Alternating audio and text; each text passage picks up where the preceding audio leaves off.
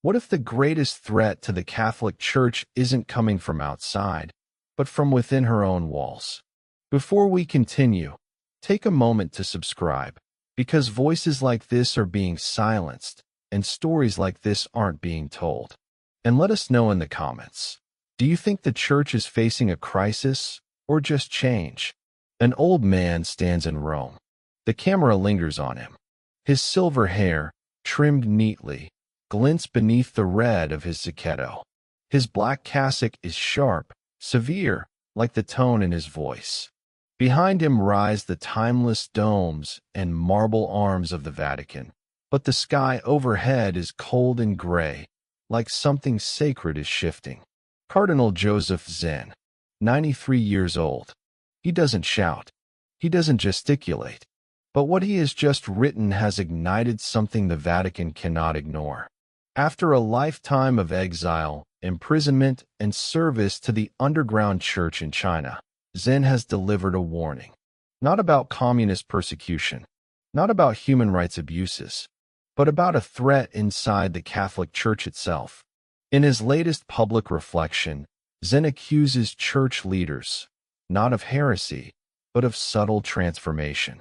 He says the Vatican's current synodal reforms are not procedural, but existential. That behind the inclusive language of walking together lies something far more dangerous, the dismantling of apostolic authority. For most, the synod appears harmless, even hopeful. Bishops gather. Laypeople speak. The church listens. But to Zen, this is no simple listening session. It is a shift, a redirection, a quiet transfer of doctrinal gravity away from the successors of the apostles toward a structure run by facilitators, ideologues, and process managers. He knows what happens when truth is put up for negotiation, when doctrine is softened to meet consensus, when the church starts to mirror the world more than the gospel. And that's what makes this moment extraordinary. Because Cardinal Zen is not speaking from behind a desk. He is speaking from wounds, from decades of confrontation with systems that sought to erase the church, from his battles defending persecuted believers, silenced clergy, and underground masses, from the memory of what happens when spiritual clarity gives way to cultural pressure. He has never been careless with his words, which is why the world is listening now. What would make such a cautious, suffering, and faithful man raise an alarm? Why now, at the end of his life, would he risk backlash from the very church he's defended? What exactly has changed inside the Vatican, and why is this cardinal calling it dangerous? Zen's credibility isn't based on academic titles or career prestige. His authority comes from what he's survived. Born in Shanghai in 1932, he came of age during one of the most hostile eras in Chinese history. He was there as the communist regime drove faithful priests underground. He was there as bishops were arrested and parishes shuttered. And he was there when Catholics, armed with nothing but rosaries and memory, continued to celebrate the sacraments in secret basements and mountain caves. In Hong Kong, he became a bishop, but he never left the resistance. Zen has always walked the thin, dangerous line between political protest and pastoral defense. He has defied Beijing. He has publicly challenged the Vatican's controversial agreements with the Chinese government. And through it all, he has remained one of the most unflinching voices in global Catholicism. This is the man now accusing the Church of surrender. The Vatican, he argues, is undergoing a transformation, quietly, methodically, and under the cover of phrases no one dares to question. Listening, walking together, dialogue. These are not bad words. But for Zen, they are being used to veil something far more radical, a re-engineering of the Church's structure itself. Until now, the Synod was clear in identity, a gathering of bishops to advise the Pope. It was episcopal, apostolic. But now, the latest reforms, Zen warns, have dissolved that clarity. Lay facilitators and spiritual consultants now have decision-making influence. Conversations in the Spirit are replacing theological deliberation, and bishops, once shepherds of doctrine, are slowly becoming symbolic figures, participants in a process rather than guardians of the faith. For Zen, that's not just procedural. That's dangerous. It means spiritual leadership is no longer rooted in divine ordination, but in consensus. It means truth becomes whatever the room feels it is. It means doctrine can shift, not by debate or decree, but by ambience, pressure, and the gentle current of emotional agreement. And he's seen this playbook before. In China, the same techniques were used to suppress dissent without violence. Meetings wrapped in unity language, group exercises that blurred convictions, rituals of harmony that ended in silence.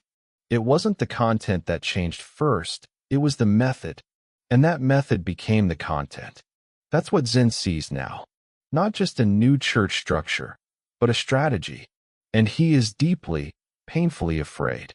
So what happens now? The world sees a gentle synod. A church open to voices it once ignored. A pope committed to listening. But this cardinal, one of the last living links to a persecuted church, sees something else. A redesign. A dismantling. A church on the edge of forgetting what it is. And so he asks, not with anger, but with devastating clarity. If someone like Zen is afraid, what are the rest of us missing? That's the question that lingered in the silence after his reflection was published. To many Catholics, the Synod was being heralded as a milestone of progress, a celebration of openness, a chance to walk together as the people of God. Pope Francis called it a journey of discernment, where the Church would finally learn to listen, not only to bishops and theologians, but to ordinary faithful from every corner of the globe. It was the era of the listening Church. The Vatican released carefully worded documents filled with hopeful language. Synod organizers spoke of inclusion, of new voices, of creating space for those on the margins. The stated goal? Not to rewrite doctrine, but to better understand the needs of the global Church in a changing world. And across continents, many welcomed it. In parishes and dioceses, Catholics were invited to share their stories. Group sessions were held in church halls and on Zoom calls. The Spirit, they were told, would move through these conversations. The Vatican said this was the Church evolving in communion. But Cardinal Zen saw something else. Something quiet, but calculated. Not communion, not renewal, but restructuring. It began with a subtle shift in authority. Historically, the Synod of Bishops had been exactly that, a council of successors to the apostles, called to advise the Pope on matters of doctrine, discipline, and mission. While consultative in nature, it was rooted in the apostolic office, those entrusted with teaching, sanctifying, and governing the Church. Now, the composition of the Synod had changed. Lay people were given voting rights. Facilitators, not ordained, not trained in theology, not accountable to the deposit of faith, were placed at the center of discussions. Spiritual consultants were brought in to manage discernment sessions. And bishops, those who once presided, were rebranded as participants. Zen's concern wasn't that the laity were being heard. He had no issue with listening. His fear was deeper. In this new format, who shapes the outcome? Who decides what is truly being heard? Who translates the input of the faithful into recommendations that influence doctrine? Zen saw the shift not as enrichment, but erosion. The episcopal nature of the Church, anchored in apostolic succession, was being diluted. The shepherds were being replaced by moderators, and the flock was no longer being led. It was being steered. By whom? By a new class of ecclesial technocrats, process managers. These managers had a method, and it was unlike anything the Church had seen before. It was called conversations in the Spirit, a new synodal term. A spiritual practice, the Vatican said, grounded in discernment, rooted in silence, guided by the Holy Spirit. But to Zen, it felt familiar. Too familiar. He had seen this in other regimes, under different names. Group rituals, structured sharing, no debates, no challenges, just a flow of feelings and impressions. No one allowed to interrupt. Everyone expected to affirm. It looked spiritual, but it functioned like psychological conditioning. In these sessions, there was no room for theology, no room for clarity, no room for dissent. Ideas were not tested, they were absorbed. Consensus wasn't earned, it was engineered. Over time, the group converged, not on truth, but on emotional harmony. The process shaped the result, and the result reflected the process. Zen had a word for this: consensus by ambience. It wasn't discernment, it was drift. And this is where the first plot twist begins to unfold. To Zen, the method itself had become the message. The church wasn't just listening differently, it was thinking differently. Gone were the clear lines of doctrinal reasoning. Gone was the dialectic of scripture and tradition. In their place was a new spirituality, soft, inclusive, unthreatening, but dangerously vague. And once that vagueness became normative, truth became subject to feeling. Doctrine, once proclaimed, became something sensed, and those tasked with guarding it, relegated to spectators in a process they could not control. Zen feared that the church was learning to prefer feelings over faithfulness. It was more than just a new method. It was a new mentality, one that could change the church without ever appearing to do so. In private conversations, Zen spoke plainly. The method is the manipulation, he said. Because if theology is never allowed to challenge the process, if doctrine must submit to the flow of group consensus, then doctrine will no longer form the church. The process will. And when process controls doctrine, he asked, who controls the process? That was the question no one could answer. Or worse, the question no one dared ask. Because the process was already sacred. To question it was to be labeled rigid. To resist, it was to be called anti-synodal.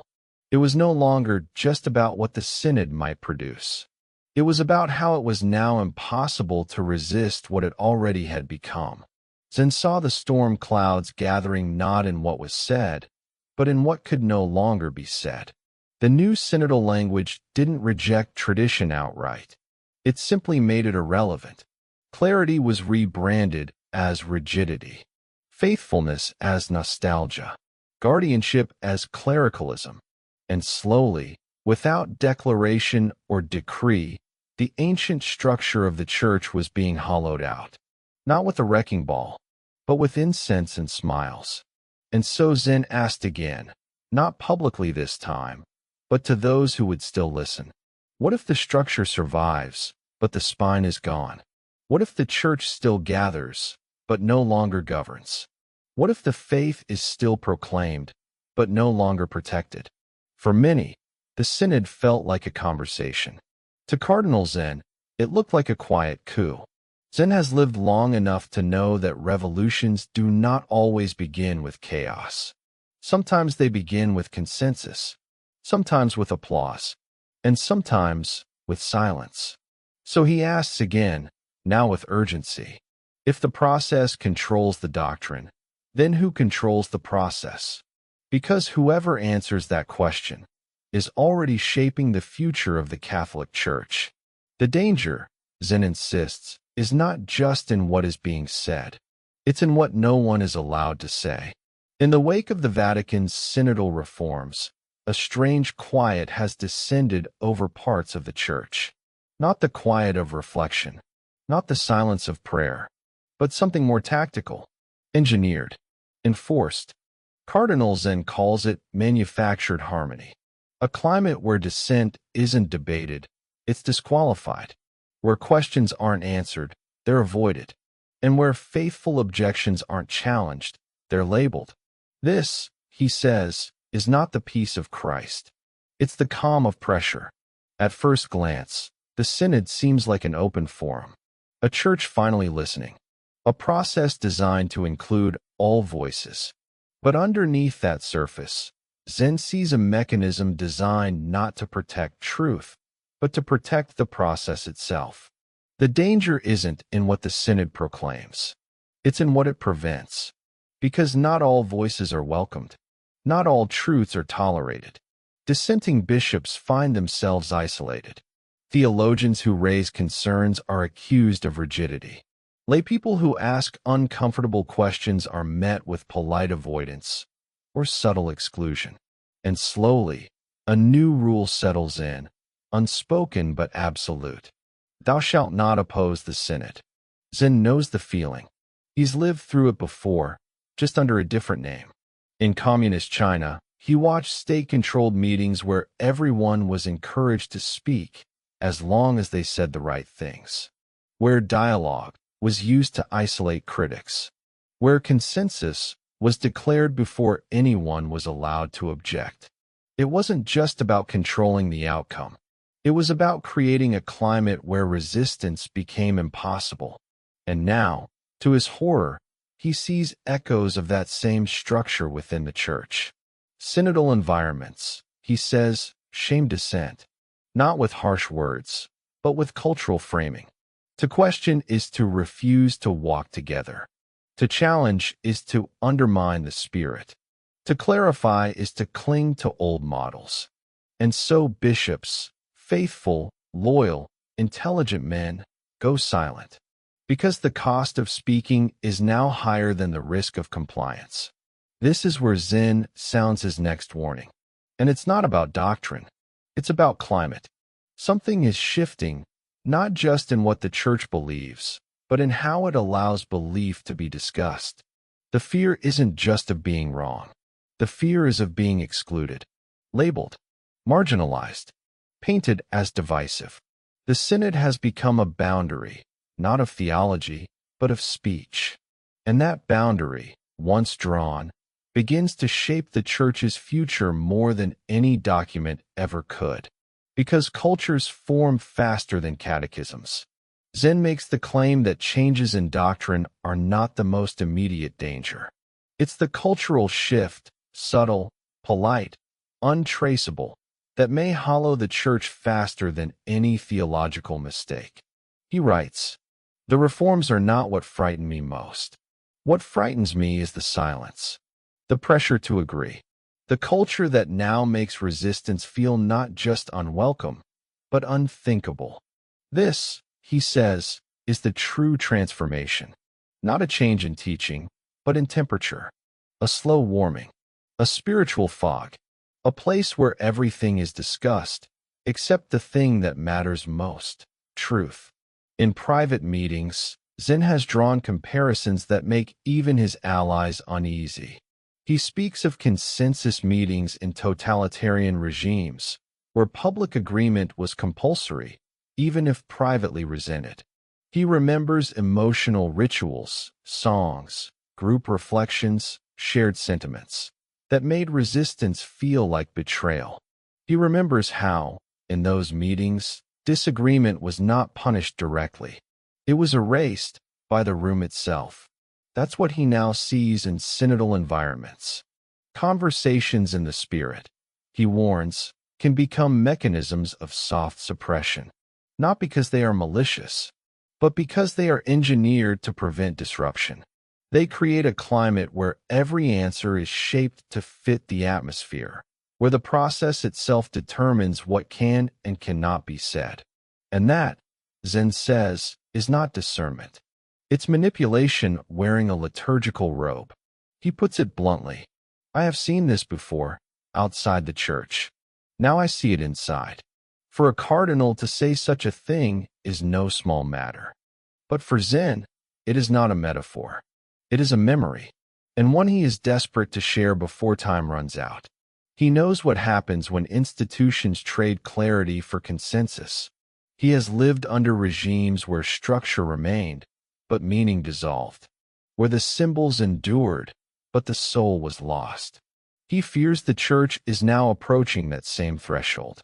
Across the world, many Catholics feel something too, a sense that something essential is being shifted, but without explanation. Documents speak of inclusion, but lack clarity. Meetings speak of the Spirit, but not of sin, or sacrifice, or salvation. Leadership speaks of unity, but never of the cost to maintain it. And always, beneath the surface, the same message. Don't ask too many questions.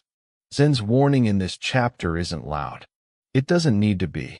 Because the most dangerous part of the Synod, he says, is not the visible change, but the new silence now governing the Church.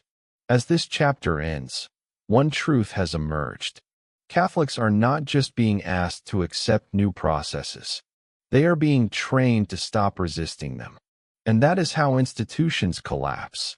Not through declarations, but through a climate where no one is left to object. So Cardinal Zen asks again, this time with sorrow, are we witnessing the quiet restructuring of the Church's identity? Not by decree, but by silence? By now, it's no longer just a theory. The Vatican Synod, framed as a journey of listening and inclusion, has, in Cardinal Zen's eyes, revealed itself as something else entirely. Not a conversation, not a consultation, but a project. Zen's clearest and most daring claim is this. The Synod is not a forum for discernment. It is a roadmap for transformation. The language may be pastoral. The process may feel spiritual.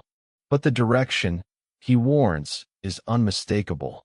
At its core, the Synod does not aim to listen. It aims to restructure. And through a calculated series of shifts, it is doing what no council or document has done explicitly. It is changing the identity of the Church from the inside. Doctrinal adaptations are already being introduced, not as teachings, but as atmospheres, as impressions, as emerging senses of the faithful. In this way, Zen warns, truth is no longer defined by revelation, but by resonance. Debate is bypassed. Decrees are avoided. Instead, the Church is being softened from within, until even irreversible truths begin to feel like suggestions. It is the most subtle and dangerous form of revolution, one that changes everything without ever appearing to declare anything. In Zen's vision, there is a threshold, a line, still invisible to most, that, once crossed, cannot be uncrossed. It is the loss of apostolic identity. Not the titles, not the symbols, but the substance. Once bishops no longer guard doctrine, but merely facilitate dialogue. Once tradition no longer shapes belief, but reacts to it. Once truth becomes localized, optional, evolving, then the Church will no longer be universal. It will become a federation, a network of regional beliefs, a collection of adaptable communities, a spiritual brand with no center. Zen's greatest fear is not that the Church will collapse in one moment, but that it will quietly dissolve into something unrecognizable, still calling itself Catholic, still bearing the marks of the Church, but inwardly severed from its soul. And then comes the moment that defines everything. Zen, in a trembling voice, asks what may be the most devastating line in the entire reflection. What remains of the Church, if the Church no longer remains? The room falls silent. Because this is not just rhetorical.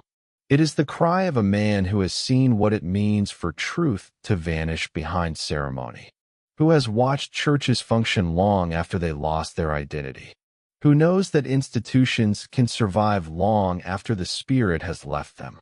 Zen's question freezes the listener because it cuts through politics, opinion, and preference.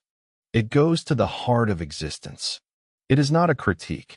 It is a lament, a prophecy in the form of a question. In his 93rd year, Zen stands almost entirely alone, an old man in a world of process managers and public relations, a voice from a persecuted church now speaking into a polished one. He is not bitter. He is not angry. But he is sorrowful, because he knows what silence means. He knows what engineered harmony costs. He knows what it looks like when institutions protect comfort over conviction. And still, he speaks. He does not write for approval. He writes to warn. And in doing so, he becomes what few in the church have dared to be in this moment. A prophet. This is not the time to panic, but it is the time to see clearly. Zen is not offering despair. He is offering clarity. And through his tears and warnings, he extends a final invitation. The crisis is here, but so is the chance to respond. Now is the time for vigilance, for prayer, for courage, not to tear down the church, but to remember what the church truly is and always has been. Not a federation of feelings, but the body of Christ, anchored in truth, governed by apostolic authority, alive in the spirit of holiness and sacrifice. The church has faced crisis before, but it has always been saved by those willing to speak when silence was easier. Today, that voice is Cardinal Joseph Zen. The image returns. An elderly cardinal, alone beneath the shadow of St. Peter's. His eyes fixed not on Rome, but on eternity. He does not know who will listen, but he knows he had to speak.